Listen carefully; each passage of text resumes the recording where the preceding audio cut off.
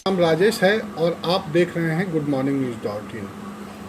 आज हम आपको बताएंगे कि सरकार क्यों चाह रही है कि अक्टूबर-नवंबर में बिहार विधानसभा चुनाव हो ही जाए। यह तस्वीर तो आपको याद ही होगा। नीतीश सरकार की तुगलकी फरमान के कारण अप्रैल और मई माह में तपती धूप में रोजगार छिड़ जाने पर सैकड़ों मील पैदल चलकर बिहार से बाहर रहने वाले लोग कैसे अपने घर वापस लौटे थे। दूसरी तस्वीर बिहार में कोरोना अस्पताल का है, जहां पर सरकार ने लोगों को भगवान भरोसे छोड़ दिया। इलाज के नाम पर करोड़ रुपए का लूटपाट चलता रहा और मरीज अस्पताल के गेट पर अपना दम तोड़ते रहे। नीतीश सरकार इसी सवाल से बचना चाहती है, क्योंकि सरकार के फैसले से बिहारियों को असहाय पीड़ा का सामना करना पड़ा। अब नीतीश सरकार को यह डर है कि चुनाव मैदान में अगर हम जाएंगे तो हमसे यह प्रश्न किया जाएगा। वे प्रश्न कर भी रहे हैं और वो नीतीश सरकार को ही इसके लिए जिम्मेवार भी ठहरा रहे हैं। नीतीश कुमार अपनी इस जिम्मेदारी से बच भी नहीं सकते, क्योंकि कोरोना के शुरू से उन्होंने कमान अपने हाथ में ले रखी। उन्होंने मार्च महीने में विशेष ट्रेन के आवागमन पर रोक लगवाने की पहल की थी, क्योंकि मार्च महीने में संक्रमण इतना नहीं फैला था। और अगर उस समय वो मजदूरों को आने देते तो बिहार में इस प्रकार का कोरोना विस्फोट नहीं होता। साथ ही बाहर से आने वाले मजदूरों को भी कष्ट नहीं झेलना पड़ता। मार्च महीने के अंत में जब राजस्थान, हरियाणा और दिल्ली से केजरीवाल सरकार और यूपी की योगी आदित्यनाथ सरकार की मदद से लोग आ रहे थे, उस समय भी नीतीश कुमार ने अड़ंगा लगाया। भले ही उनका विरोध कानूनी आधार पर हो, लेकिन यह भी सच है कि उस समय भी जब लोग आए तो अब तक बिहार सरकार का स्वास्थ्य विभाग यह साबित नहीं कर सकता है कि उसमें से एक भी व्यक्ति संक्रमित नहीं था। अगर ऐसा नहीं है तो फिर बिहार में कोरोना विस्फोट कैसे हो रहा है। इसके साथ ही युद्ध के बीच में जनरल को बदलना भी नीतीश सरकार की सबसे बड़ी गलती थी।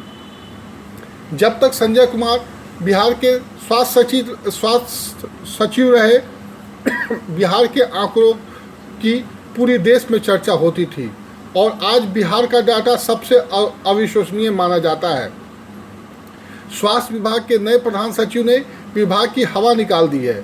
वे कोरोना के महामारी घोषित होने के बावजूद देश के गिने चुने अधिकारियों में से एक हैं, जो मोबाइल फ़ोन उठाना भी सही नहीं समझते।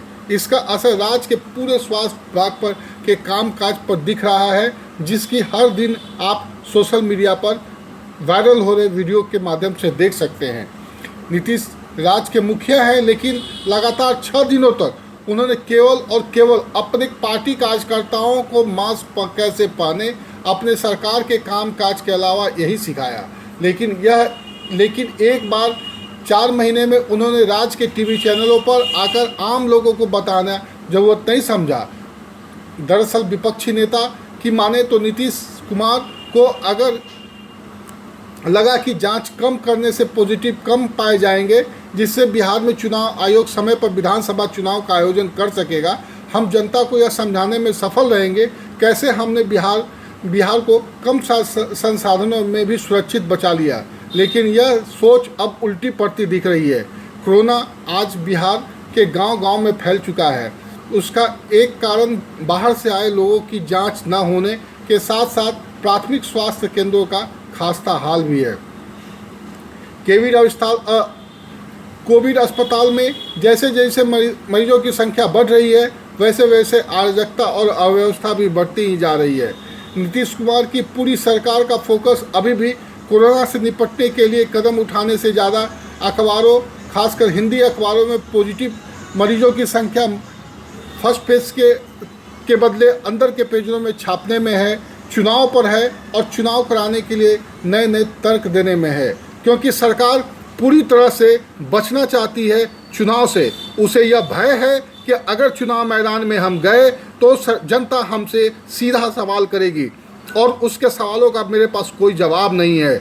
लेकिन अक्टूबर-नवंबर में चुनाव होता है तो जनता के सामने जाने से बच जाएंगे, जनता के सवालों से हम बच जाएंगे और किसी प्रकार झूठे आंकड़े और झूठे तथ्यों को दिखाकर हम एक बार फिर अपनी सत्ता को प्राप्त कर सकते हैं। सरकार अपना मुंह छुपाने के लिए समय पर चुनाव कराना चाहती है। वो नहीं चाहती कि जनता की सुरक्षा के लिए समय को बढ़ाया जाए। हालांकि बिहार विधानसभा चुनाव अब समय पर होने पर प्रश्न चिन्ह उठने लगा है।